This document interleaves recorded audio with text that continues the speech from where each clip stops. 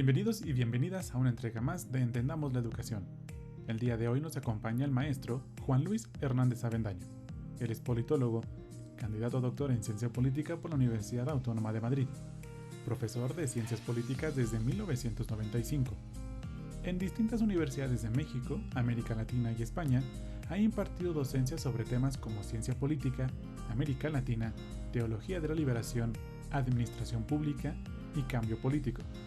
Ha impartido docencia también en posgrados de Administración Pública sobre ética y política y en la maestría en Derechos Humanos de la Universidad Iberoamericana Puebla sobre pensamiento crítico de Ignacio Echacuría.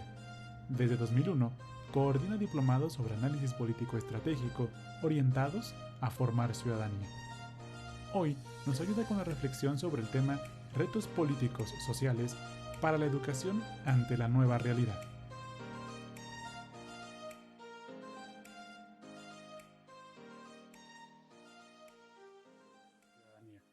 Agradecemos tu presencia, Juan Luis, aquí con nosotros en este espacio de reflexión-análisis en favor del sector educativo en nuestro país. Muchas gracias.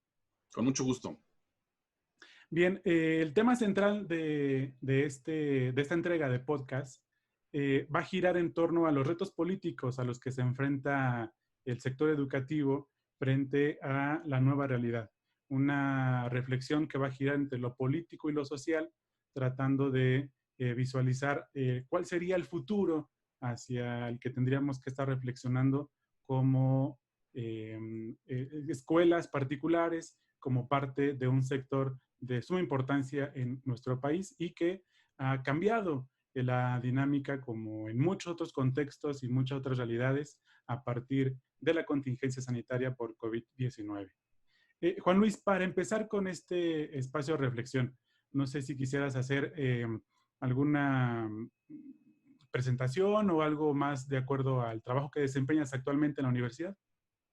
Sí, bueno, me parece muy importante plantear que si el COVID ha prácticamente revolucionado todas las dimensiones de la vida, tanto la vida interior como la vida privada y la vida pública, creo que la educación es justamente una de esas dimensiones que ha tenido una interpelación que nos ha presentado a los educadores grandes desafíos y grandes retos en torno a lo que significa educar, no solamente educar en línea o en los ambientes virtuales, sino también lo que está significando entender el proceso de enseñanza-aprendizaje y también al mismo tiempo visualizar cuál es el papel que tenemos los profesores, las escuelas, los directivos en un mundo cada vez más incierto y que además se aprecia que el siglo XXI va a ser el siglo de la incertidumbre y el siglo probablemente del caos.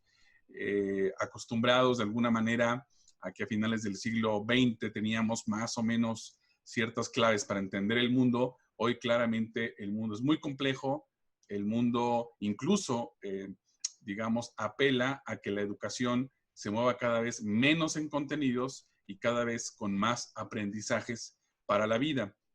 En los últimos 10 años hemos estado trabajando la metodología de aprendizaje situado en México y América Latina, y creo que justamente la pandemia vino a corroborar que de nada sirve que los chicos y las chicas, que los niños y los jóvenes aprendan de memoria cierto tipo de contenidos canónicos, si eso no les sirve para entender el mundo en el que viven y también para transformarlo. Por eso creemos que hoy más que nunca las escuelas tienen que moverse en términos de aprender desde, con y para la realidad. Es decir, hacer factible lo que después de la Segunda Guerra Mundial prevaleció en muchas partes del mundo, que fue la educación constructivista, y que siempre sabemos que retar la educación tradicional memorística de mera transmisión de conocimientos no es fácil porque es una inercia muy pesada, es mucho más fácil plantear una educación solo de contenidos, y sin embargo creo que justo la pandemia nos ha venido a contar que la educación no puede estar encerrada en sí misma, que la educación tiene que estar permanentemente leyendo lo que está pasando en el contexto. Y hoy prácticamente podríamos hacer educación en todas las materias que tiene la educación, matemáticas, español, ciencias naturales, historia, educación cívica y ética, educación en la fe, solo con datos de la pandemia. Tan solo con datos de lo que está ofreciendo hoy la pandemia, el origen de la pandemia, como la destrucción de los ecosistemas, lo que está ocurriendo geopolíticamente con ella, la posibilidad de una vacuna que sea bien público, las estadísticas, las correlaciones de datos, en fin, tan solo con las perspectivas que está ofreciendo hoy la pandemia, podríamos tejer un conjunto de aprendizajes en cada una de las disciplinas que tienen las escuelas. Entonces yo diría, en resumen, en esta primera intervención, que las escuelas necesitamos movernos porque podemos quedar como irrelevantes frente a los acontecimientos que están ocurriendo cada vez más disruptivos. Pensemos tan solo que muchos padres de familia, por ejemplo, decidieron no poner a sus hijos en las escuelas, particularmente las escuelas privadas, por lo que supuso, digamos, de sospechar de la educación en línea, pero también al mismo tiempo otros padres de familia también decidieron inscribir a sus hijos en escuelas públicas, no solo por las complejidades económicas, probablemente familias que quedaron sin empleos, sino también porque creo que la escuela privada no debería estar tan cómoda en el sentido de pensar que la escuela pública no es una opción para los padres de familia. Y por eso creo que hoy por hoy, si hay un reto en los temas educativos, yo pienso que ese reto es para las escuelas privadas.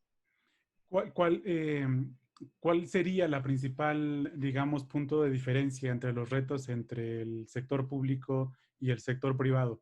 Porque si bien eh, ambos se enfrentan a una misma situación, una misma realidad, es también evidente que cada uno de los sectores, el público y el privado, tienen diferentes condiciones, tanto económicas como sociales, como de esfuerzos por parte de las autoridades, etcétera. ¿Cuáles serían las principales diferencias entre estos retos a los que se enfrentan ambos sectores? Sí, fíjate que yo he descubierto y he confirmado que en México y en América Latina, que tenemos un ecosistema educativo muy parecido, he descubierto que en los últimos años hay tres tipos de escuelas y que de alguna manera obedecen a cierto tipo de intereses. Por ejemplo, hay escuelas que están capturadas políticamente, sea por los gobiernos locales o por los gobiernos de turno, y que viven una gran politización a partir básicamente de los sindicatos educativos. En este caso, en nuestro país, el CENTE y la CENTE, pues atraviesan en buena medida la condición actual de la escuela pública. Hay una gran politización, intervienen de alguna u otra manera en la evolución y desarrollo de lo que son las reformas educativas, y en buena medida lo que ocurre con los profesores en las escuelas públicas está atravesada por estas variables de la política y la politización. En segundo lugar, hemos podido apreciar que muchas escuelas están, entonces digamos, en un principio diríamos, hay escuelas que están domesticadas por la política y la politización. En segundo lugar, hay escuelas que están domesticadas por el mercado. En buena medida, escuelas privadas, de gestión privada, muchas de ellas básicamente funcionando como negocios, básicamente, digamos, en una relación de ley de oferta y la demanda con sus estudiantes y con los padres de familia. Muchos colegios de este tipo, pensando que los estudiantes son sus clientes, pensando que los padres de familia son sus clientes y tienen pues una relación más bien, digamos, comercial. Y en un tercer nivel pondría entonces escuelas que tienen un proyecto educativo, escuelas que consideran que la educación claramente tiene que ser un instrumento valoral, cognitivo y epistemológico para transformar la realidad, para formar ciudadanos, para formar en valores, y esas las puedes encontrar en las escuelas públicas o en las escuelas privadas. Entonces, digamos que en general podríamos decir que tenemos escuelas muy diversas, muy heterogéneas, pero que apelarían a estas tres razones del campo simbólico en el que se encuentran. Y que no Entonces, necesariamente, perdón, tendría que ser entonces la diferencia particular pública. exacto, exacto. Creo que en la década de los 80s, 90s, hubo una gran discusión en torno a esta aparente dualidad entre la escuela pública mala y la escuela privada buena. Uh-huh. Bueno, los estudios de los últimos 20 años han demostrado, para sorpresa de muchos, que hay excelentes escuelas públicas, sobre todo cuando hubo muchas mediciones en torno a los aprendizajes de las mismas, se pudo comprobar que había escuelas públicas excelentes, muy buenas, y escuelas privadas muy malas. Malas también, claro. Así que digamos que en general lo público y lo privado en este momento no sería realmente una suerte de buenos y malos, sino en realidad es mucho más complejo, siendo también nuestro país muy heterogéneo y siendo nuestro país muchos Méxicos. Claro. Entonces, creería más que tanto en lo público como en lo privado encontramos proyectos educativos muy politizados, muy mercantilizados, pero también, afortunadamente, proyectos educativos de los cuales conozco muchos que están incorporados a la CENEP o a la red de educación de la CIRM, que afortunadamente están muy convencidos de que tienen un papel social muy relevante. Uh-huh. Haciendo alusión a esta categoría de tres digamos, niveles, como lo mencionas, quiero pensar que en el tercero de ellos, que con una institución o escuelas que tienen una visión más de trascendencia en su actuar, que no es meramente ni mercantil, por ejemplo, ¿dónde podríamos colocar entonces el valor como en esta función social que tiene la escuela, pensando en estas escuelas del tercer nivel que mencionas? Correcto. Mira, efectivamente, yo creo que además se inserta en otra característica muy propia de la época. Previo a la pandemia ya había una gran reflexión global con filósofos, sociólogos y educadores con respecto a lo que podríamos denominar en general la era del vacío. Es decir, que vivíamos, digamos, venimos de una era con mínimos éticos o la desaparición de la ética en el contexto de la construcción de nuevos escenarios globales. Particularmente, por ejemplo, Zygmunt Bauman planteaba que vivíamos la ceguera moral y sociedades adiafóricas no haciéndose cargo de sus acciones en términos éticos.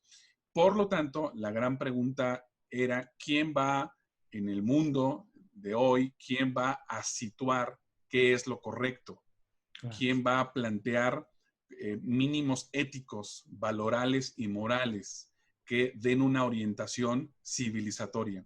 Y acudimos entonces a los 4 grandes productores de sentido, sobre todo después de la Edad Media, que son la iglesia, los gobiernos o los estados, las familias y las escuelas. Entonces, de estos 4 productores de sentido, cuando decimos productores de sentido, quiere decir que son instituciones sociales o educativas o políticas que de una u otra manera responden a las preguntas de dónde venimos, quiénes somos y a dónde vamos. Y vemos hacia finales del siglo XX y las primeras 2 décadas del siglo XXI que las 4 instituciones, el Estado, las iglesias, las familias y las escuelas o la educación están en crisis, de alguna u otra manera están en crisis. Y sin embargo, yo pensaría que de estos 4 grandes factores de socialización y de producción de sentido, la que de alguna manera está menos en crisis o la que de alguna manera está con mayores capacidades de respuesta son las escuelas. Entonces, más que las iglesias, más que los gobiernos y más que las familias, por lo que ha pasado en términos sociológicos los últimos años. Entonces, por eso yo creo que la escuela hoy es como, lo voy a poner en estos términos, el último grito civilizatorio. Así lo voy a poner en estos términos. Interesante el concepto. Sí, sí, sin ponerme muy dramático, Sí, quisiera decir, ¿por qué es el último grito civilizatorio? Porque lo vemos por todos lados. Es decir, muchas personas y muchos grupos sociales, digamos, construyendo la razón cínica que decía Sloterdijk. Es decir, sí robé y qué, sí maté y qué. Es cierto. decir, el daño a los otros se ha naturalizado de tal manera que pues nos está haciendo falta una brújula para poder plantear que eso no es correcto. Claro. Y creo que la escuela, con todas sus debilidades actuales, con todo lo que hemos planteado, sigue siendo todavía muy potente para poder ser una brújula civilizatoria.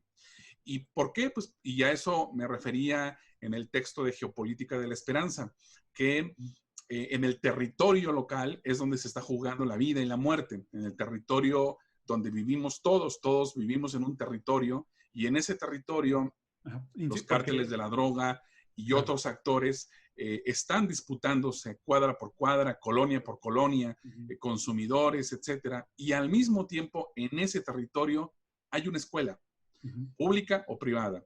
Y en esa escuela, entonces, la gran pregunta es, ¿de qué tipo es? ¿Es una escuela ciega y muda frente a lo que está pasando? ¿Es una escuela que solo es un buen negocio familiar? ¿O es una escuela que puede ser una luz en medio de las tinieblas del barrio?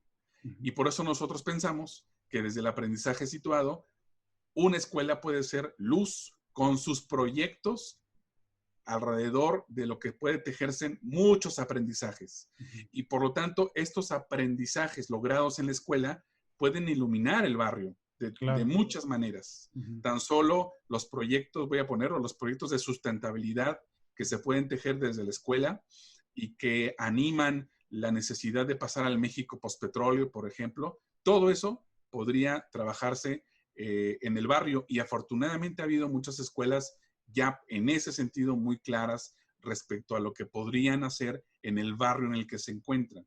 Entonces, en ese sentido, las escuelas privadas tienen una gran posibilidad, no solo de ser, a mí me gusta mucho, ser escuelas públicas de gestión privada. Es Claro. decir, escuelas públicas porque se mueven en el ámbito del interés Tienen público. incidencia en su localidad. Tienen y pueden tener incidencia pública, Ujú. Ujú. todo relacionado con respecto a generar bienes públicos. Claro. Entonces, creo que eso es, para mí sería fenomenal el que las escuelas privadas recuperaran una mística que tuvieron las primeras congregaciones religiosas cuando en México fueron las primeras que pusieron una escuela en el siglo Exacto. XIX, Exacto. en muchas partes de México, mucho antes que los estados, mucho antes que los gobiernos, haciendo itinerario en México para ir a capacitar profesores en aprendizaje situado. Me he encontrado muchas escuelas que están exactamente al lado de la presidencia municipal de un municipio Tiene en una muchas razón partes de histórica México. de ser, por supuesto. Fueron las primeras. Ujú. Entonces, creo que hay que recuperar esa mística de la escuela privada que tenía un interés social y un interés público desde que se crearon, ni más ni menos que hace más de 150 años. Oye, haciendo énfasis y a lo mejor un poco trasladando este análisis que haces de la función social de la escuela, eh, ¿cómo, cómo analizas, cómo evalúas la respuesta que ha dado y las acciones que han emprendido el sector educativo frente a la contingencia en este marco que me parece muy pertinente para entender cuál es el papel de la escuela más allá como un centro de enseñanza-aprendizaje, como un lugar de incidencia, ¿no? Sí, Cómo visualizas el desempeño que han tenido? sí. Mira, yo creo que tanto los liderazgos políticos como los empresariales, los sociales y los educativos, estamos a prueba con el COVID, nos ha Sí. puesto a prueba definitivamente en nuestras capacidades de adaptación, capacidades de resiliencia y Ujú. también capacidades de creatividad e innovación, ¿no? Yo pienso que particularmente en el tema educativo, la respuesta ha sido muy distinta respecto a los sistemas público y privado. Por ejemplo, la escuela pública tuvo que acudir a la televisión, ¿no? Que es, digamos, un tema muy polémico, muy Sí, mucho. discutible. Eh, Recuerdo muy bien que en la década de los 80s, en muchos sketches de educación popular, siempre se decía que Televisa era la verdadera Secretaría de Educación Pública. Y Claro, bueno, qué increíble que en la pandemia, pues es lo que está lo ocurriendo, ¿no? logró hacer, ¿no? Sí. Es, digamos, literal. Ujú. Se entiende, digamos, se entiende que en la escuela pública millones de chicos y chicas para la escuela pública no tienen internet y no tienen posibilidades de lo que podrían tener para la escuela privada un segmento importante. Y se entiende que por eso acudieron a la televisión. Sin embargo, yo creo que debieron pensar alguna cosa más creativa y no entregar, digamos, los contenidos y demás a la televisión. Pero más allá de esa respuesta que me parece, digamos, muy polémica y crítica, creo que la escuela particular también ofrece distintas respuestas. Yo he visto, digamos, un panorama muy amplio. Escuelas privadas que terminaron cerrando Sí. porque no tuvieron la capacidad para sostener matrículas, proyectos que están sobreviviendo con pocas matrículas, proyectos educativos que se sostienen, digamos, razonablemente con menor matrícula, pero con buenos proyectos educativos. Entonces, digamos, no creo que haya una escuela privada que no se esté repensando y que no esté, digamos, que no se esté redimensionando, tanto en tamaño de matrícula como en, al mismo tiempo, proyectos educativos. Entonces, yo creo que es una gran oportunidad acudiendo a una de las dimensiones de la palabra crisis, ¿no? Es oportunidad. Y yo Claro, creo claro. que para muchas escuelas es una gran oportunidad para repensarse quiénes son, qué están haciendo, qué quieren hacer, vale la pena seguir, cómo, con quién, con quiénes, para qué, ¿no? Y yo creo que la respuesta de la escuela privada ha sido tan heterogénea, tan con muchas respuestas, que habría que ir una por una. Pero en general, yo Implica un gran diría, reto, ¿no? El ejercicio analítico de una por una es bastante complejo. así es. Y yo pensaría que en ese sentido, por eso creo que las escuelas privadas hoy debieran aprovechar esta coyuntura para repensar lo que están haciendo y para repensarse en términos de proyecto educativo y en términos de pertinencia valoral social. Es decir, ¿qué nos están aportando? ¿Qué están aportando a los padres de familia, a sus alumnos? Y creo que en esa dimensión es en la que tenemos que valorar estas respuestas muy heterogéneas ante la crisis, sobre todo la crisis de matrículas y me parece interesante las apuestas de muchos padres de familia que están ahora repensando su propia presencia en las En escuelas las privadas, escuelas, claro. en la escuela.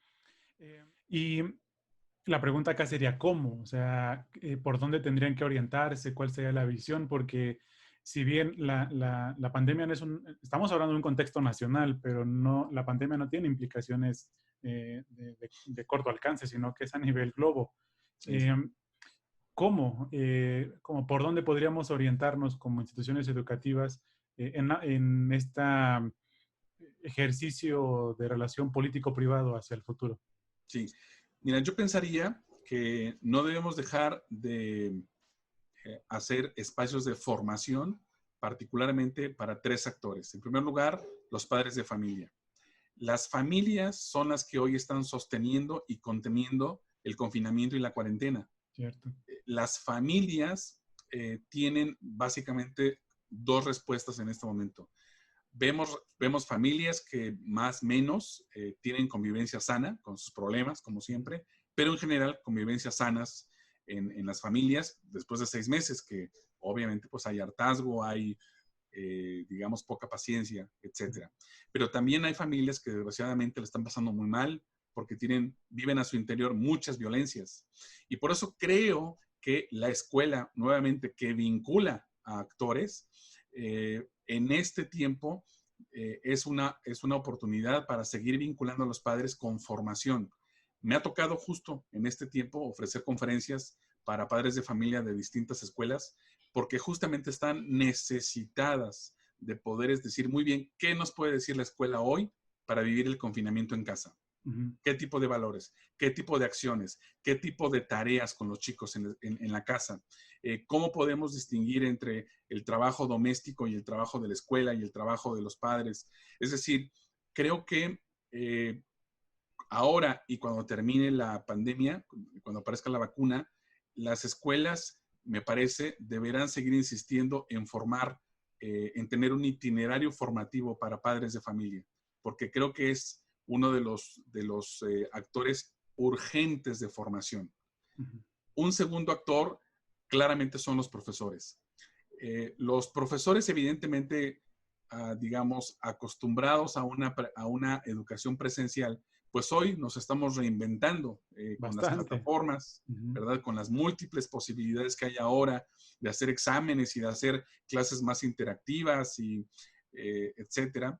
Y creo que la posibilidad de ofrecer una formación para los profesores, ya no digamos en clave tecnológica, porque se necesita, dependiendo de la plataforma que tenga cada escuela, sino yo pienso que la formación para los profesores tendría que ser en acompañamiento tutorial a los alumnos en términos de cómo están, qué están viviendo, de contención psicoemocional, porque creo que hoy por hoy es la parte más deficitaria en términos de la pandemia. Entonces, Sí. me parece que también al mismo tiempo un espacio formativo para los profesores es muy importante. Y tercero, yo pienso también que esta posibilidad de estar en línea también nos ofrece grandes riquezas porque nos permite conectarnos con personas o con realidades de fuera de nuestro país incluso, y que nos pueda permitir traer a estudios comparados de qué están haciendo otras escuelas, Ujú. qué nos pueden compartir otras experiencias exitosas, positivas en este tiempo. Es decir, al mismo tiempo también hay que saber aprovechar esta condición de la revolución tecnológica. Entonces, Y es de lo la que te diría. globalización misma, ¿no? Claro, exactamente. Así que yo pensaría que hay muchas y múltiples posibilidades para aprovechar también esta No coyuntura. sé, creo que parte de los elementos fundamentales a los que hay que poner atención dentro de esta reflexión que las escuelas particulares o la educación en general van a realizar frente, o que tendrían que realizar frente a esta situación que estamos viviendo, eh, si tengas como recomendaciones, como pistas concretas que puedan ayudar a por dónde iniciar un proceso de reflexión interna en las instituciones. Sí, mira, yo creo que hay tres pistas concretas que incluso habíamos trabajado ya de manera presencial con muchos proyectos educativos. Una primera pista concreta es que, dadas las condiciones en las que nos encontramos, de bajas matrículas o incluso de profesores desanimados o padres de familia en fuga, etcétera, digamos, yo pienso que debe haber una suerte de reflexión en los equipos directivos y profesores en torno básicamente a una pregunta: ¿qué nos toca hacer Claro. como actores educativos en esta pandemia? ¿Qué nos toca hacer? Y en ese sentido, ¿qué hay que generar en los equipos que sostienen un proyecto educativo? Discernimiento, el discernimiento. Es decir, ¿qué nos toca hacer? Afortunadamente, en los temas educativos no hay fórmulas mágicas.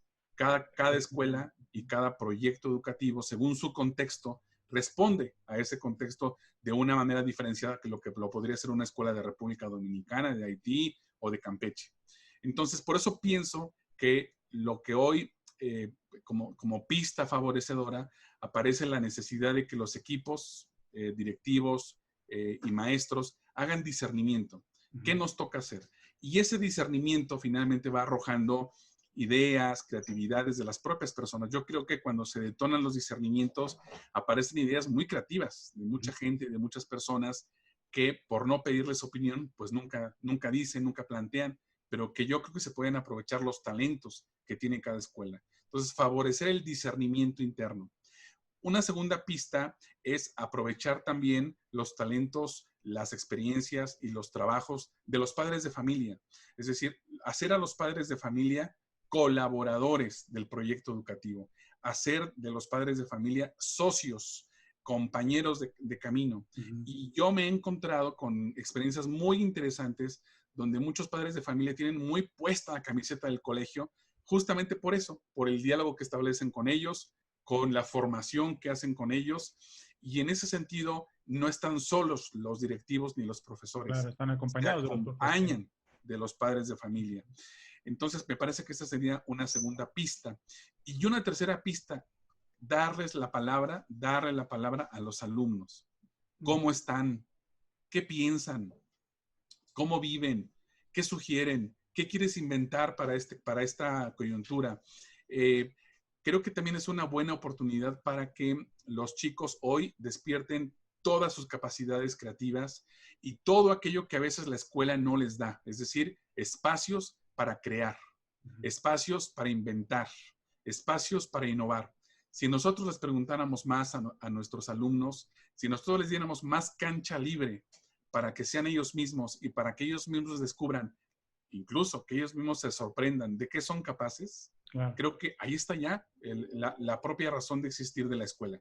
Entonces, creo que por ahí podrían ir estas pistas para hacer en este momento.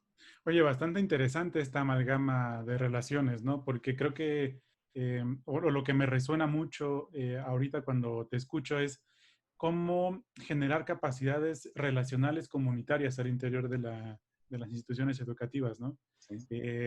Docentes con directivos, directivos y docentes con padres de familia, y esos con los alumnos al mismo tiempo, en un ejercicio muy comunitario, la verdad, en este sentido.